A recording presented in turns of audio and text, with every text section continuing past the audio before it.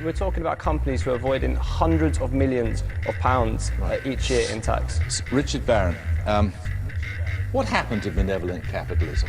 What happened to benevolent capitalism? What happened to benevolent capitalism? What happened to benevolent capitalism? Hello, you're watching Self-Drive TV News. I'm Len Benedict. And I'm HEAVYMAN. The massively successful viral campaign UK Uncut closed boots in Oxford Street this week. 30 coordinated demonstrations took place simultaneously around the country.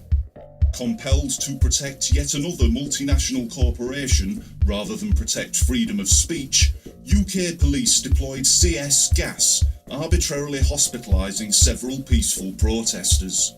The Met's official reason for deploying offensive chemical weapons at a peaceful demonstration were the radical act of putting flyers through letterboxes, which they classified as littering and criminal damage. Increasingly disproportionate levels of force are being used to protect the interests of multinational corporations everywhere by stamping on historic civil liberties with varying degrees of force. Despite these injustices, or perhaps catalysed by them, campaigns for social justice are flourishing all over the UK, and indeed around the world. As the age of transparency Wikileaks into our collective reality, mainstream media are being forced to catch up on decades of previously unreported or censored intellectual debate. In an interview on BBC Newsnight, eloquent spokesman for the UK Uncut campaign, Tony Smith, compelled lovable mouthpiece of the liberal elite, Jeremy Paxman, to ask the pertinent question: what happened to benevolent capitalism? Many of our viewers will be wondering, what is benevolent capitalism? Len, any ideas? Benevolent capitalism. Something of an oxymoron, if you ask me, HEAVYMAN. Benevolent, meaning kindly, charitable, or not-for-profit. Capitalism, meaning nasty, uncharitable, profit by any available means. So, profiting from war, debt slavery, poverty, human suffering. Precisely.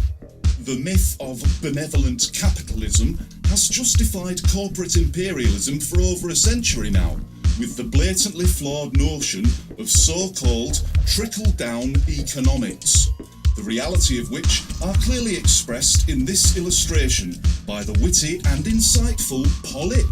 It's funny because it's true. What happened to benevolent capitalism? Well, I think what's happened is that we've moved on. We have indeed moved on. To social movements like the UK Uncut campaign, who are resisting the inhumanity of benevolent capitalism by targeting multinational corporations and individuals accused of UK tax avoidance.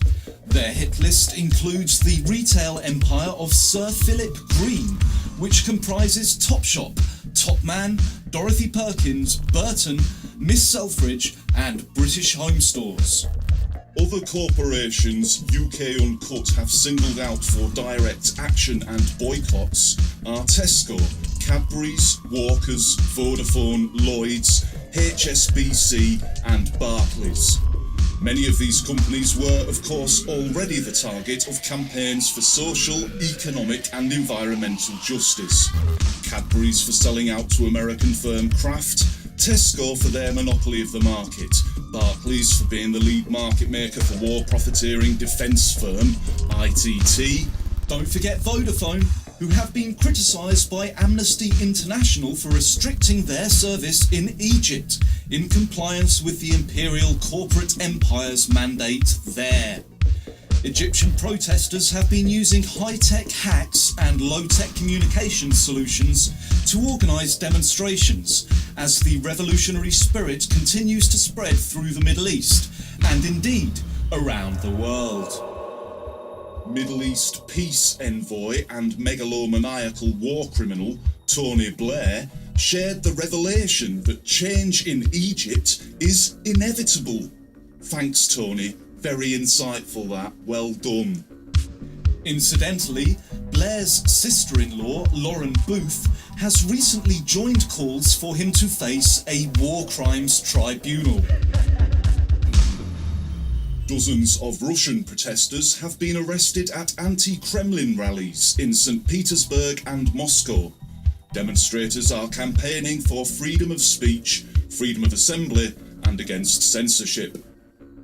Rallies are being held in Moscow's Triumph Square on the last day of each month with 31 days, a symbolic reference to Article 31 of Russia's constitution, which enshrines the right to freedom of assembly. The FBI have executed a further 40 warrants for anonymous hacktivists suspected of participating in pro-Wikileaks denial of service attacks. 5 more anonymous were arrested in the UK, where since 2006, DOS attacks have carried a maximum £5,000 fine and 10-year jail sentence.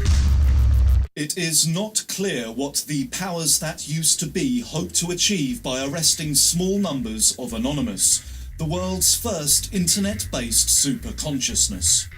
Some anonymous factions have interpreted the arrests as a declaration of war by UK Gov plc.